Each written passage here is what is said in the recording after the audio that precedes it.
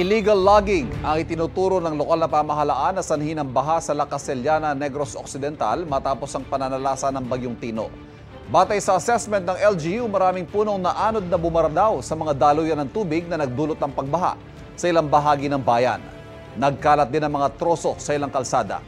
Sabi ni Negros Occidental, 4th District Representative Jeffrey Ferrer, kailangan ng matigil ang illegal logging. Dapat maituon daw ang atensyon dito ng Department of Environment and Natural Resources. Wala pa pahayag ang DENR. Kapuso, huwag magpapahuli sa latest news and updates. Mag-iuna ka sa balita at mag-subscribe sa YouTube channel ng GMA Integrated News.